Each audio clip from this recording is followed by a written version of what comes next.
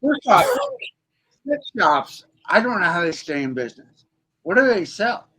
What are the big ticket items? I would think I mean, lube. don't people buy all that stuff online? Well, what if you're like, it's like, you know, it's on the clock and you don't have Amazon Prime? I mean, I can see an emergency butt plug, sure. Yeah, of course.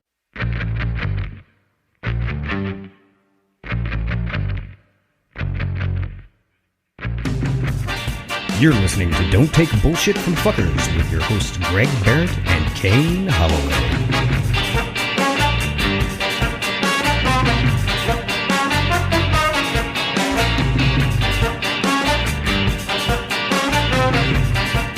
Welcome, everybody. Hello, welcome the to podcast. Never lets you down. Never once in this in 2-3 This years. podcast has never let you down. Never one time. We don't let you down. That's not our policy. No, we've been here for weeks. For weeks. Months even. Years. Almost years. A full decade? No? Listen. No. We're a show that keeps you on the straight and narrow. Do you feel like you're veering off into the rough? We keep you on the fairway. That's what we do. That's who we are. You know? And we love golf. We love and we golf. Love talking about golf. Love talking about golf. Swinging, clubs, sand wedges, mulligans, divots, hole-in-ones. Yeah, birdies. Yeah, birdies.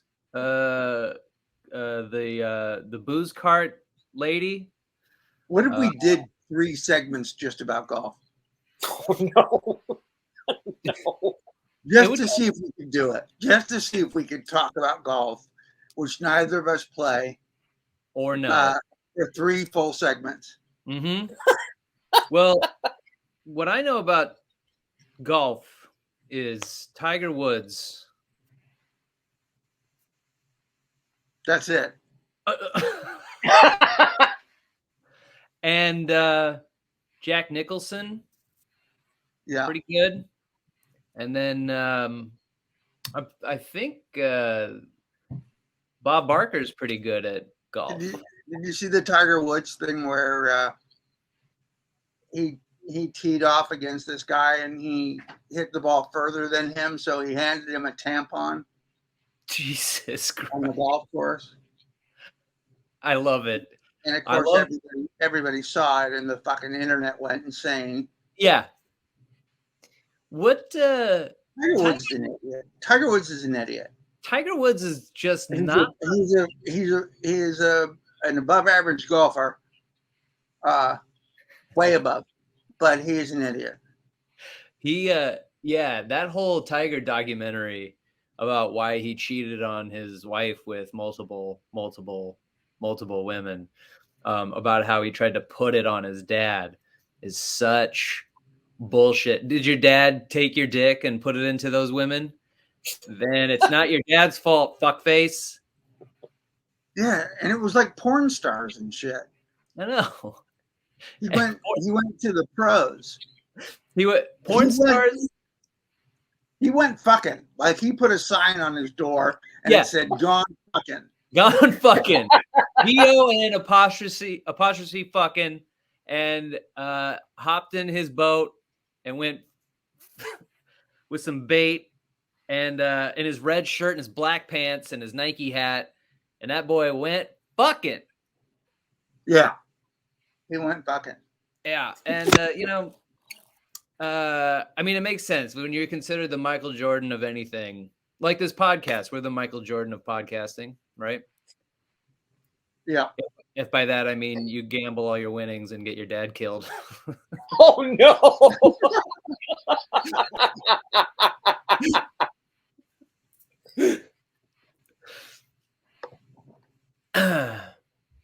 Anyway, yeah, I don't know. Well, Greg's on a cruise ship. He's out in the Himalayas or wherever he is, and he's in Honduras, and he's having a great old time. And we, You know what? You know what the people on cruise ships don't have? Body shame. You get up to that pool and you're like, all right, brother, good for you. Just pull your bathing suit up. you know who also? Look at you not worrying about obliques. They probably don't know what an oblique is. Don't need to know. Don't need to know. It's not important. They just need to know their trunk size, which is that's how cruise ship goers pronounce swimsuit. Hey, where are my trunks? I froze for a minute. Oh, my, you know who else has no body shame is my dad, and that guy really wanted to go on a cruise, as we all know. If you've listened to this show from the start, you know about my dad's affinity for cruises. But what people don't know is how little body shame my dad had. Just walking around, he had shirtless fat guy confidence. He would walk around with his shirt off all the time, big fat belly. My dad always wore his he had this big round belly, right? But he would wear his shorts above his belly button. So I never saw his belly button for years. So I never thought my dad ever had a belly button. For forever. That's how, and he would always wear shorts and they would ride up real high. What I did see was my dad's balls. So I knew he had balls, but I never saw his belly button. Isn't that weird? That's a weird trade-off. I know. I know. Yeah, he would wear shorts, no underwear. He'd wear the same shorts over and over again until they wore out. And then there would be like these little cracks in his taint, and he would bend over and pull weeds out of the lawn, and his balls would fall out of those little pockets, those little ball holder pockets. And I'd have girls or friends over. I think the entire neighborhoods have seen my dad's taint, asshole, and balls. And no matter how many times you told him, "Hey, put your dad sounds like a Doberman." An unneutered Doberman. That's exactly what he is. Yeah. I think the whole neighborhood at one point or another has seen my dad, and he has no shame. He's like, whatever. And I have a ton of shame. So I don't know. Why did I get all of the I got all the shame. Not fair. Also not a fair trade-off. But shame is helpful. It is. Shame is helpful. It helps you make better choices. Yeah. It gives you pause. Yeah. You take a minute to assess situations with shame. Yep. Speaking of shame. Have you been watching Perfect Match on Netflix? New episodes aired. Hey, here's the thing. Here's what they did. And I've distilled it down to this. Okay. While this isn't what they said in their pitch meeting, this is what they've done. Can we get the dumbest of the dumb? Oh, yeah. Can we get, you know how people on reality shows generally aren't bright? Yes. The better looking, to the stereotype. Yeah. What if we distilled it down to the dumbest of all of them and had them date? Yes. I want people that think Africa is a country. Alaska is a country. Yes. Alaska. Dom, what are you doing? Also, Dom,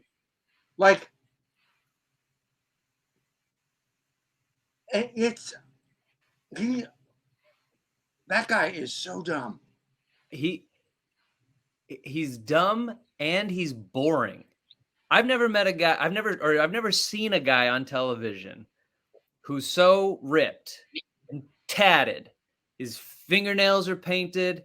He's got like a cool haircut, nose rings. He's like the most interesting looking guy ever. But he is so fucking boring. It's like if somebody gave you a NASCAR without an engine in it. You're like, so I get to just sit in it. I can take pictures in it. That's what he is. He's like when those people, people who will rent out private planes. They don't get to fly them anywhere. They just get to take pictures in the private plane to pretend that they were. He's like if you rented out a private plane he's the private plane of a person. You get to be there with him and you get to go, look how cool the guy I'm standing next to is. Instagram. And that's like basically all he is. Francesca was so right to drop him because he sucks. I can't hate when he's on screen. He goes on a date with a girl and he's like, "Hi, I'm Dom. Do you do hugs?" Ooh, hot. He's just, and some of them are funny, but they're all dumb. They're all dumb. Again, Shane doesn't belong on TV. The more Francesca, I thought Francesca was really hot on Too Hot to Handle. And then she was just sort of like, I'm horny and I want to break the rules and blah, blah, blah. But she was kind of not really in the drama or whatever. The more drama she causes on this show, the less attractive she becomes. Yes.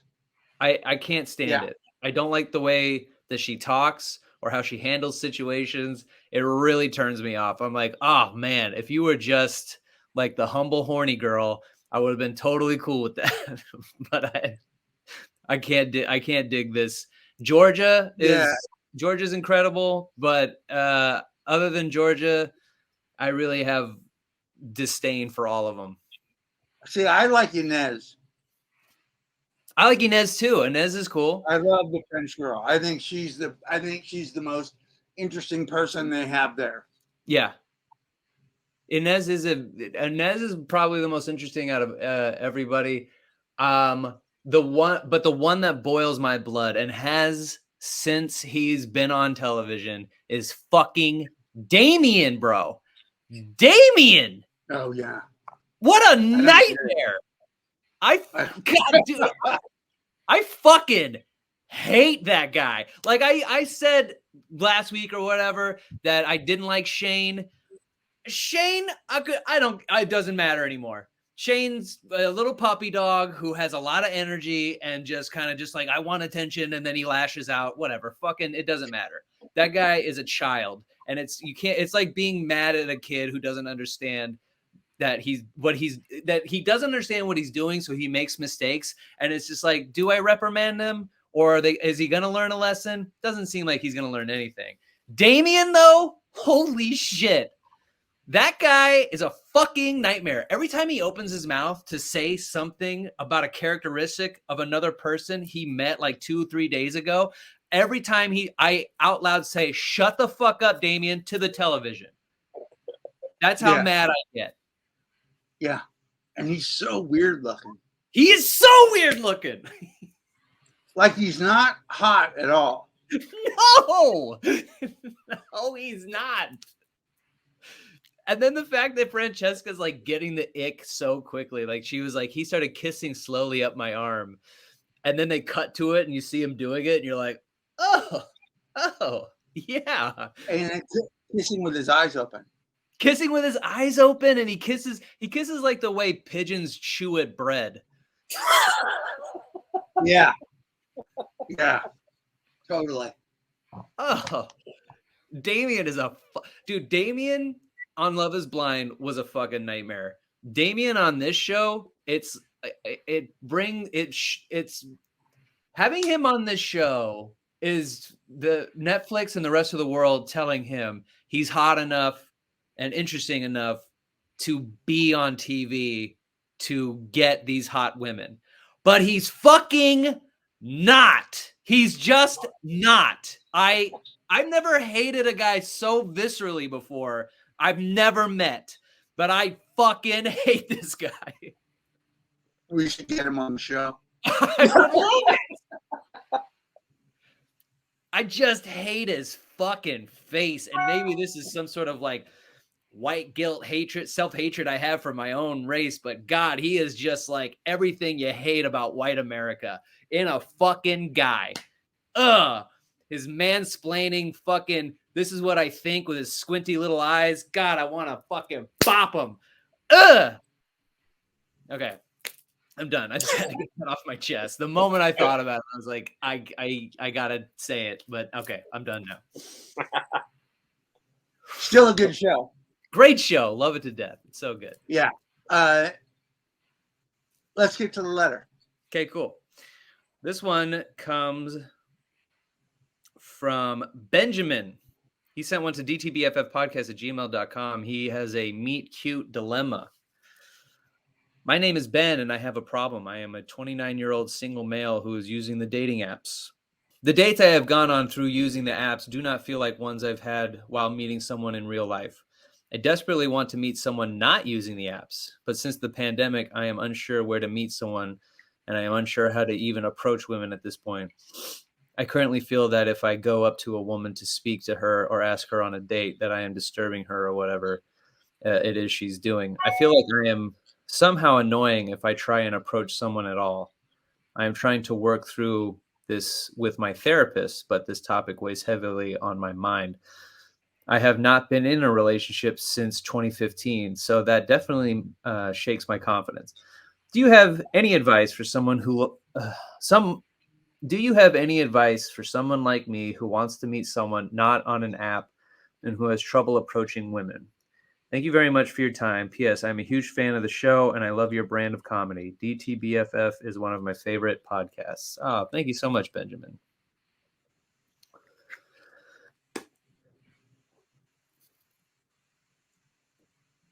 Huh. Yeah.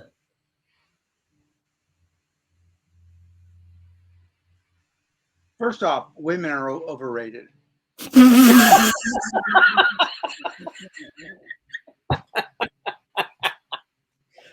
Amen, brother. Amen.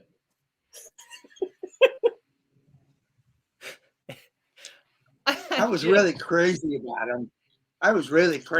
him. But now I'm like, whatever. Who even needs it? Who needs the hassle? I've always said. No. It's tough, man. I mean, as far as dating advice goes, it's hard for me to give dating advice at this late stage in my life. Yeah. Because I'm not dating. So I don't know the difference between being, I understand it logically, but I don't know what that experience is. Yeah. I mean, approaching women, again, not something I typically do. I don't approach women with the intent to ask them out. That's never been my thing. My thing has sort of always been, I'm in a group of friends and we are going out for the night, and then you meet people that way. You rock up to a bar with some, activities are always a good idea. If you're with a group of friends and you're playing pool, you walk up to a group of women and you go, hey, or whatever. Well, women who are out for the night, and you go, hey, would you like to play pool with us? First rounds on us. Would you like to play? And then you're having an activity, you're doing something together. You get to talk and flirt during it. That's what bars are set up with, all these little games. It's basically just like a drunk playground. Everyone goes there and you bump into each other and you play these games, and then you try to flirt your way through them. If you're going to do bars and meet cutes that way. But My idea of things has always been slightly skewed, is because I started doing stand-up. So I'm always meeting people. I'm always, running into people. Pat has a job where you deal with the public. And so you're always meeting people. You also have a skill. And that's just being hot.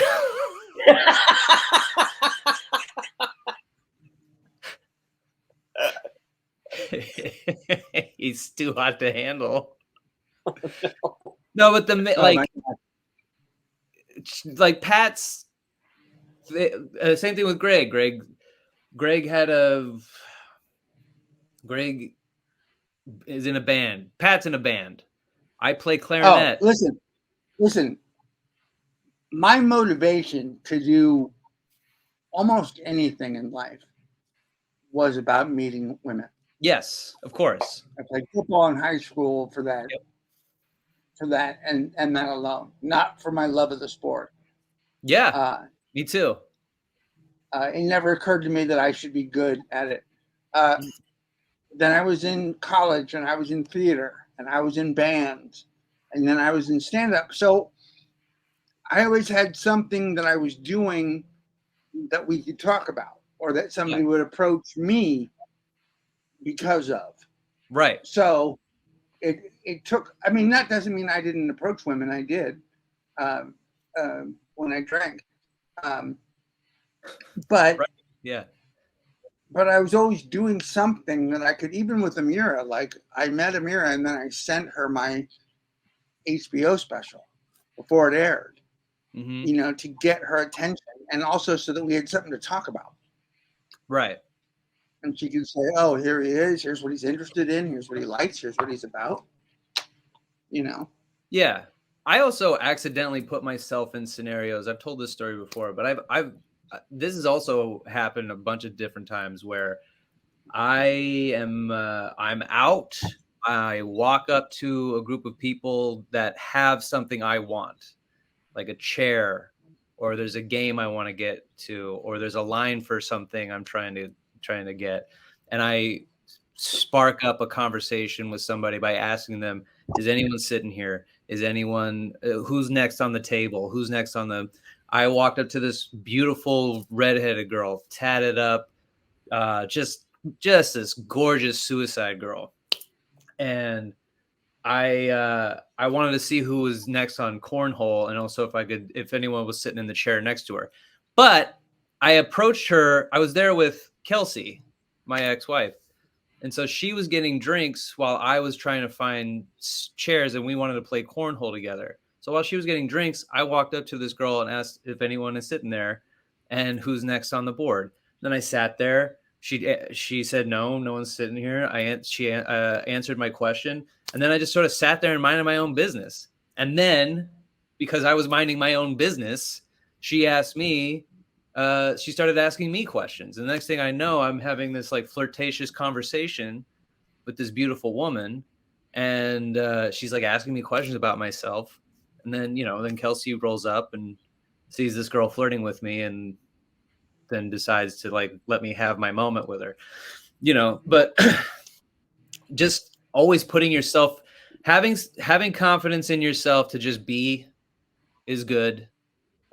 Just be in a space, without the worry of whether or not something's gonna work out. I know that that's like hard to try to figure out, but it really is just approaching people without the intent of hitting on them specifically. The flirtation and the hitting on people kind of comes throughout the conversation. You're talking and all of a sudden you're complimenting what they're wearing. You know what I mean? Like it just kind of comes out as you're having a conversation. Hopefully that was helpful. Yeah, hopefully that helped you the best that we can. Or you could fashion a net. Just go capture them. Either one. Either or. Either or.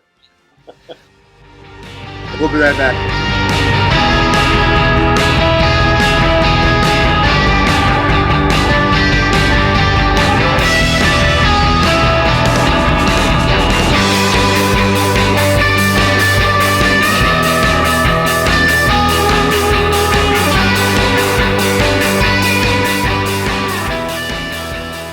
This is the theme song for What Does This Mean song. The theme song for What Does This Mean song. We'll read a self-help quote, and they're definitely not memes. Memes are something completely different than quotes. Quotes are supposed to help you through all the bullshit in your life. And memes are like that poster of that cat hanging from a tree. And it says, hang in there, baby, or Mondays, am I right? Mondays, am I right? So if you can think of a different title, then we'll probably change it. What does this mean? We hear love to inspire you. Was that inspiring? How I got into the segment? Yeah. Oh man, let's just start off Instagram, DTBFF podcast, which you should be following. Paige Brianna sent a video from an old woman who went on a date. She has a date recap. Just got back from my date and it was no good. He didn't even look at my outfit and say that it looks pretty. He was rude to the waiter. He was just a rude person. He didn't even hold the door for me like a gentleman should. Bottom line, he wasn't a gentleman. Not my type, and he was shorter than me. Only date a gentleman. You don't even know it. When you go out, that's how you find out. And I did not give him a kiss. No way. No way. I just got back. Date a gentleman, you fucks. Open my door. Me and this lady would have had a great date up until the door part. Then she'd be like, how come you didn't open my door for me? And I'm like, you got arms.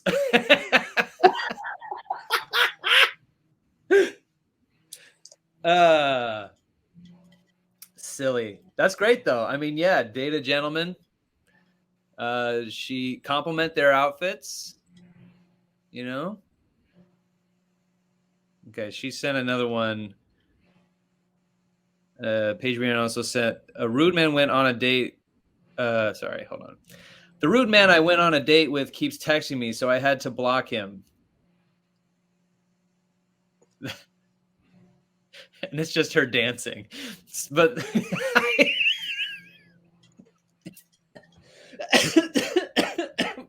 it goes on for a really long time, her dancing. Paige Brianna says, always be blocking. Yeah, I mean, I don't know how old she looks. She looks like she's in her like late 70s, 80s. She went on a date. The guy was kind of rude, didn't compliment her, was rude to the waiter, and she didn't kiss him, and then she had to block him when he texted too much. So these are all great. Yeah. Listen to that old lady. Yeah. Aisha sent one that says, I have a meme for you guys, which I say a lot, semi-ironically at work. I'm a chef. And the meme is, never explain, never apologize. And then it says, stay toxic. That's I think the end of that is Trump 2024. Oh, no. She also says, I've been back listening to all the episodes so I could start from the beginning. Haven't been late to the podcast, and I missed Kane's dad stories. Well, you gotta, I mean, it kind of worked out because I opened the show with a quick little nutsack and taint Marty story. So I hope you're glad they're back. I have one that I don't agree with. Some women choose to follow men, and some women choose to follow their dreams. If you're wondering which way to go, remember that your career will never wake up and tell you that it doesn't love you anymore. Lady Gaga. Okay, first off, she's wrong. That's what exactly. Your career will absolutely call you and tell you that it is done with you. Yes. Yes. it's she couldn't be more wrong. Couldn't be more wrong. Not everybody becomes a fucking superstar, you idiot. Exactly. Yes. Life is long. Maintaining any kind of career is very difficult. It's insane. And your two options aren't just fall in love and marry or follow your career. You can do both, but your career absolutely will, especially if you decide you're going to go after it and someone tells you no. People will tell you no all the time. You know who doesn't tell me no that often? The girl I'm seeing. She's up for most everything. She's down to do most things that I want to do. My career, however, nah. 90% probably not going to happen, guy. Plus, we have like 9 guys who look exactly like you. One of them is Bill Burr. You don't really even need to be doing this anymore, okay? That's what my career said to me one day. And it broke my fucking heart. Gaga's wrong. Gaga is wrong. She's wrong. That one made me so mad. I screenshotted it. And I wasn't even looking. I wasn't even looking for memes. It just popped up and I was like, oh God, fuck you. I have one that I saw this and it just reminded me of this show because I think we'll all feel the same way about it. People who avoid failure also avoid success. Ooh. No. If I don't choose to fail, that doesn't mean I'm avoiding success.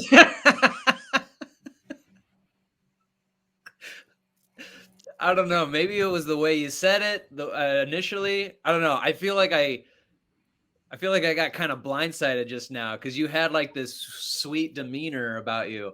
You had this nice disposition.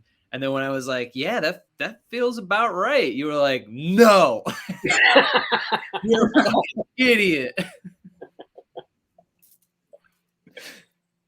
But yeah, I mean, when you put it in that context, I'm not avoiding failure. I'm not waking up. So here's the thing. I'm not going to go take a math test because I'll fail at it. Yes, of course.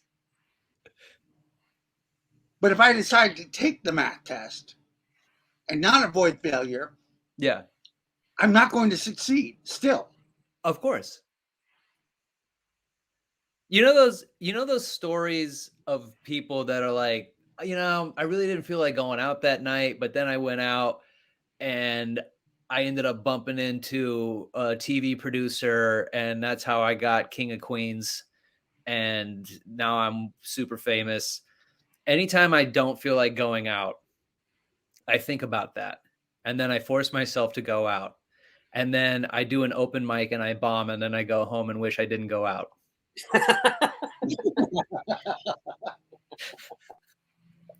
Yeah, I've had a few of those nights myself. It's just like, I will think about the idea that I should push myself to do something. And then nothing happens. So I'm just not lucky in that area right away. Also, I just don't know. Like moving to San Diego was a great idea. Has it pushed my career forward? Absolutely not. But do I like living at the beach? Of course. So, you take with, do I still want some version of like superstardom, comedic success? Yeah. I'm trying really hard to get it. Is it going to happen? I don't really know but I like what I'm doing. I like what we do. I like what I do. Yeah. I enjoy it. I really appreciate all our fans that we have, but I would love to have more. I would love to have more. You know? I think, yeah. Yeah, I'm at a point in my life where I'm just interested in making money. Yeah, me too. I just want to work. I've had my shot. I've had my chances. I've had my successes. There, I have like some good stories. I have a career I'm proud of, and now I just want to make money. Yeah. Get my girls through college. Yeah. I feel you there. And doing something that I like doing. Yeah, I want to own. I was talking to my mom the other day. I'm like, at 36, I want to do the things that people my age do, like buy a house and go on vacations that aren't comedy related. Like I just want to do those things.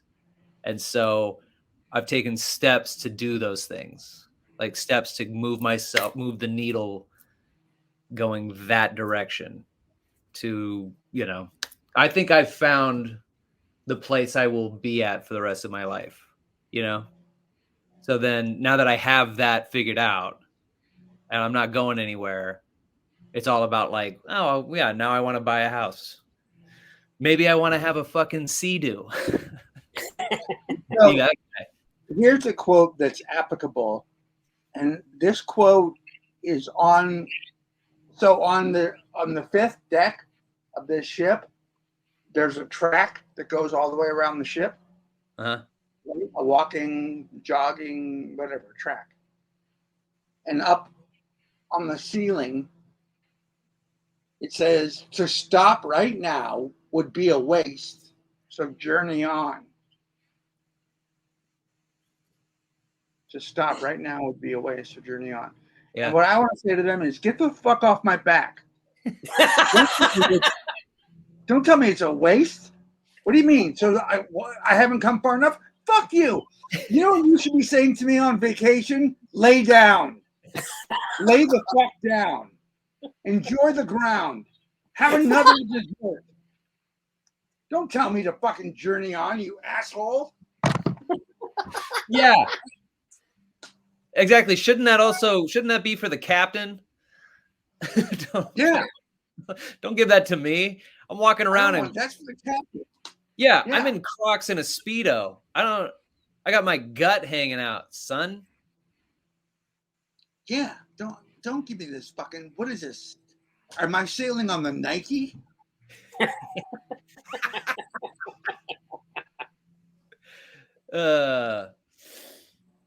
Well, Pat, what do you have to inspire the listener? First off, Greg, I think your email tone might be on. It was only a couple times earlier, but you're getting a more recent. I do have some things here. Let me pop in. Well, I've got one here. I know at least two of us live like this. I don't know if this is applicable to you, Kane, but small circle, private life, peaceful mind. Mm-hmm. Yeah. Yeah. I like that. I like that too. Yeah, and that's true. That's true. I've also got one here. Life is a tragedy for those who feel and a comedy for those who think. Ugh. No. Ugh, that one doesn't work for you? No. No, because people aren't just in two camps. I hate dividing people into two camps, and I hate people who divide people into two different camps. Well, if you're a thinker, then it's going to feel this way. But if you're a feeler, you're going to think this way. Shut the fuck up. Everyone has the ability to do one and the other, not or the other. That's actually from Jean de la Bruyère, a French philosopher. Is he? Yeah. He can go fuck himself. Yeah. In debt. He died in 1696. What does he know? Yeah, exactly. He didn't have Twitter. Shut up. You French fuck. I've got another one here. Understanding is art, and not everyone is an artist.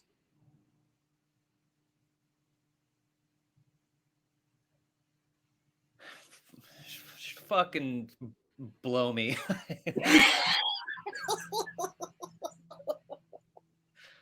Understanding is an art. You know what? First off, the person that wrote that is so fucking self-satisfied. Yeah, of course. So proud of themselves. Oh, You elitist fuck. It sounds like something Damien would put on his MySpace page.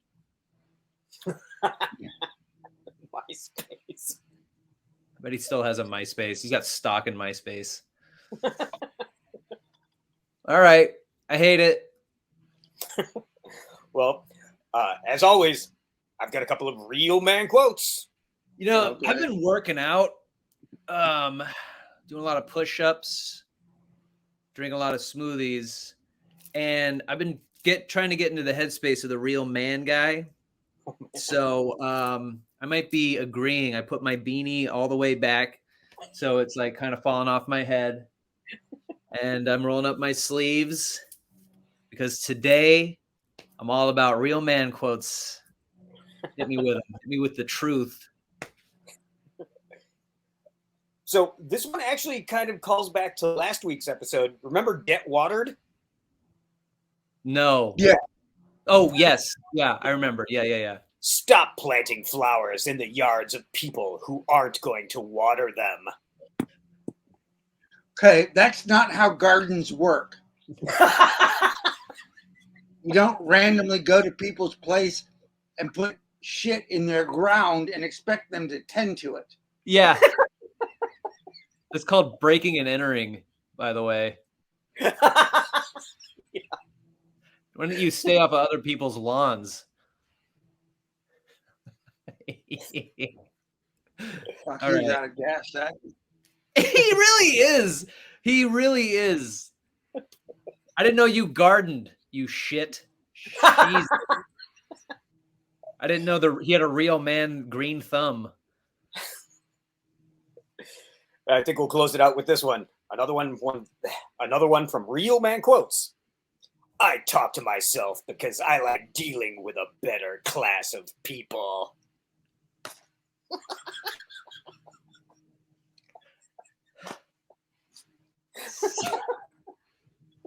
Okay.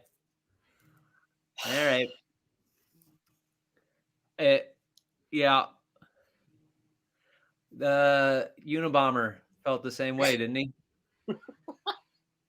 better class of people. Better class. I like talking to myself. Why don't you make everyone on your Instagram unfollow you? How about that? Huh? Yeah. If you're a better class of people.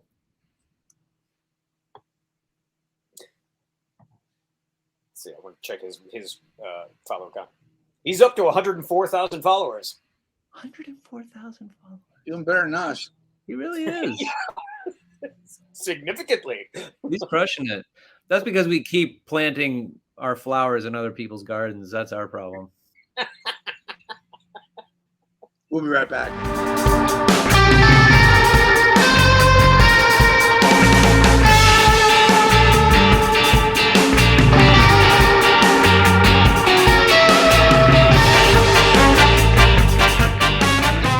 Welcome to the top of segment 3. You know, just the best one. It's the best segment. Everyone loves it. Everyone writes in about it. We just don't ever read those ones. Yeah. We keep those safe. Make sure you follow the show, DTBFF Podcast, on Instagram. Post a lot of videos and memes and all kinds of shit, and we repost your stuff when you send it to us on Instagram. So we would love for you to interact with the show and also join the Discord. People have been talking mad shit over there. And Greg's old candy show is up on the Discord now. It's so crazy. Yeah. The Ghost Addict show was the best. Samantha from Canada. We have a lot of Canadian listeners who write in. We have a lot of Australian listeners, but the most people that write in are from Canada, which is bizarre. A lot of fuckers in Canada, apparently. but she sent a article from the New York. It was a New York Post article. Singer who married a ghost claims he ruined their honeymoon. And Samantha wants to know who the fucker is in this story. So here's the New York Post. British singer Brocarde, is that right? All right. British singer Brocarde said Wednesday that her Victorian ghost husband Eduardo ruined their honeymoon by allegedly drinking too much in Wales and making her pay for everything. What? The singer met her spectral husband one night when he appeared in her bedroom, and they had been seeing each other ever since. The couple hit a rough patch after Eduardo allegedly ghosted her from disclosing their relationship to the public. I wrote this is a passage from her. I wrote this song to win Eduardo back after he ghosted me for publicly disclosing our romance. I wanted it to express the passion that I feel within my soul ever since meeting Eduardo, said the singer. It was so special to walk down the aisle towards Eduardo with the song playing that I wrote for him. I will never forget the smile on his face.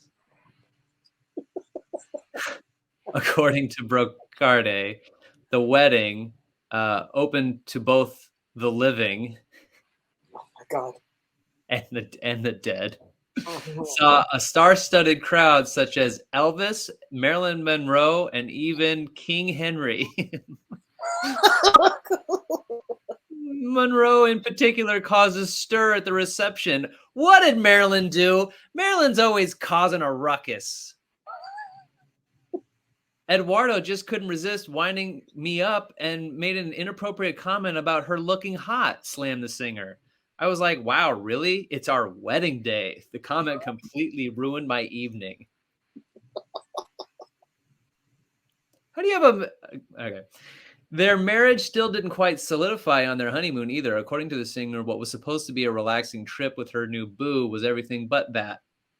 Brocarde said that she ended up covered in sand and an ice cream cone being shoved in her face when Eduardo tried to get feisty with her. So just like when you find out that Edward Norton is Tyler Durden and they flash back to him fist fighting himself in the parking lot. That's what it is. The whole trip seemed to get worse and worse. Eduardo thought he was being passionate and romantic by wrestling me to the ground to frolic in the sand, but I was trying to share my ice cream with him. It went everywhere, all over my face, in my hair. And then, of course, the sand stuck to it, so I looked like I'd had a fight with a giant seagull. We should have been on an amazing honeymoon, but from that point on, it was just ruined. Eduardo has always been unpredictable, so it is typical that he would ruin our honeymoon. Eduardo obviously doesn't have a bank card, so it's always me that has to pick up the tab everywhere we visit, and he certainly likes to go wild in our... Enough. Done. Okay. Done. Well, I think we know who the fucker is in that scenario. Yeah. Eduardo's just a creep. No wonder he's dead. I had no idea that article was that long. Jesus Christ. Super long. Holy fuck. Well, yeah, I have nothing to give. Okay. Reddit remix.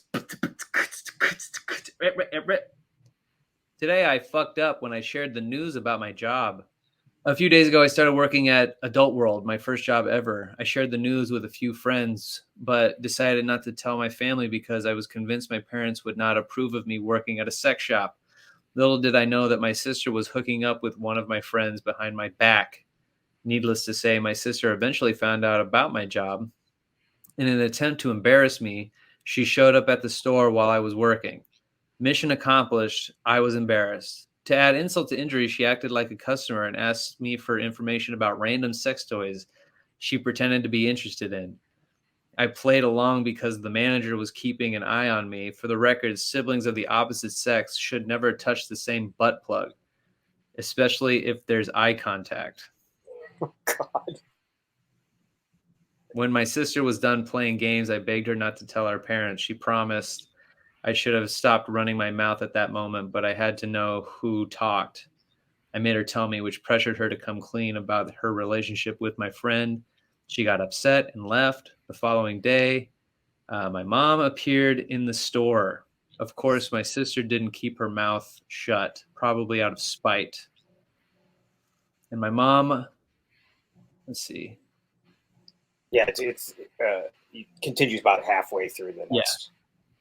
My mom wanted to know why she had to find out from someone else about my job. I said I didn't think she would approve. My mom said she approved as long as I could get her a discount. God damn. Oh, no.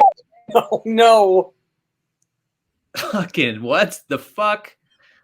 I thought she was joking until I had to bag some of their products she literally purchased. Oh my God. No. If my dad shows up as well, since it seems to be a family thing, then I might fucking fire myself. Got a job at a sex shop, wanted to keep it a secret. Oh, that's just too long. Didn't read. We don't need that. Yeah, I mean, that's disgusting. Yeah. Yeah, it's disgusting. It's a bummer. The whole story is a bummer. First off, sex shops, I don't know how they stay in business. What do they sell?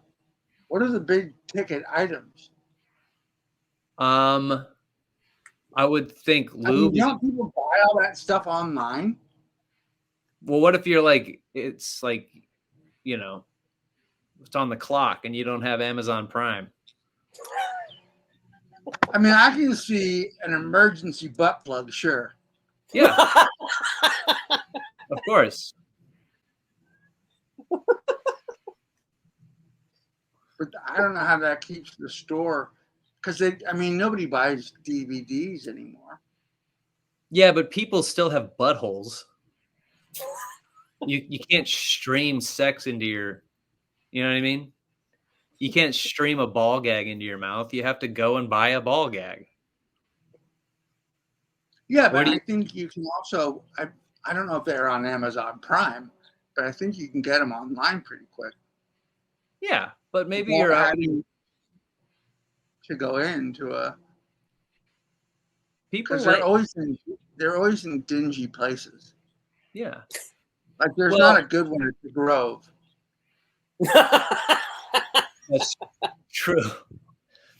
Sex shops are usually by the DMV, which is usually like under a freeway on off ramp. So, yeah, you're usually having to walk through like a tent of homeless people to go and get a bull whip or something and some handcuffs. But I've walked through a few sex shops with some girls that I've been seeing, and the first time you do it, it's like, ooh, aren't we cheeky? And then by the 10th time, you're like, can we just get what we came in to get? All right, let's get our strap-ons and our lube and our lollipops, and let's get the fuck out of here. All right, got stuff to do.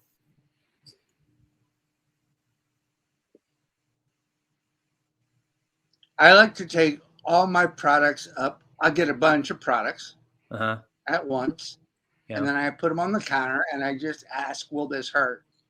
Oh, no. You do that everywhere, though. You do that at CVS. I do. I'll buy some Imodium. Yeah. For when I'm away at sea, and I'll be like, will this hurt? Yep. I've seen you buy scissors and glue and Advil. Yeah. Well, yeah, man, I don't know. Just keep working at the sex shop. Don't let your family ruin the thing or quit. I don't really know. This kind of thing is just one of those times where when we do it, it bums me out that people are living this kind of life and that your family's doing it. Like if it's one thing for your, because like if I was working at a sex shop and just to fuck with me, my mom found out about it and came in and embarrassed me. That'd be one thing. My mom would be like, "Ooh, look at my son. What a creep," and then give me a bunch of shit, and then she'd leave. The last thing my mom's gonna do, very last thing, is buy something she's going to use on either herself or my stepdad. Yikes. Yikes. Even saying it out loud. God damn it. Ew. So yeah, the fact that your mom came in and bought a dildo, I don't know, man. I would take some time away. I'd take a lot of time away from your family. That's something you gotta want out of your brain. I think there's a passive aggressive way of her asking him to move out. Yeah. Because you're gonna start hearing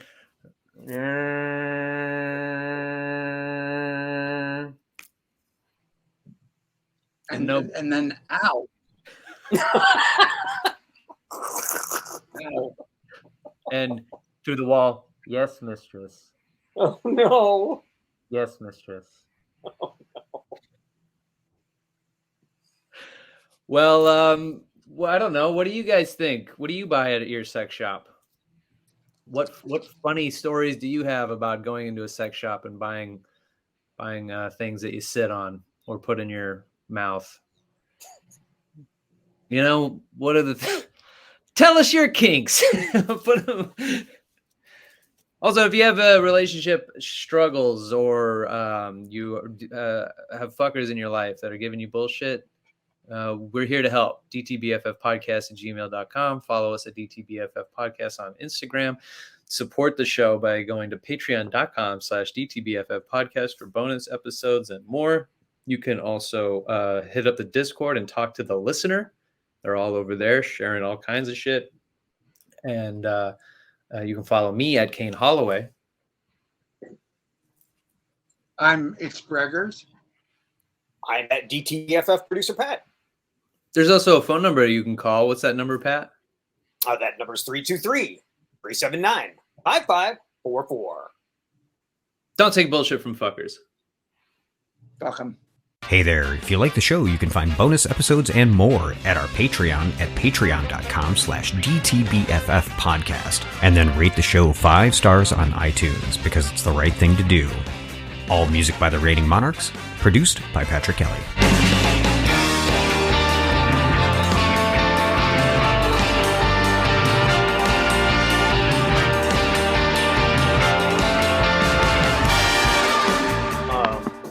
Titles real quick. What if we just talked about golf? It's not your dad's fault, fuckface. Gone fucking. We're the Michael Jordan podcasting. Your dad sounds like a Doberman. Fame is helpful. The dumbest of the dumb. Women are overrated. Date a gentleman, you fucks. Gaga is wrong. Enjoy the ground. That's not how gardens work. The whole story is a bummer. Emergency butt plug, or will this hurt?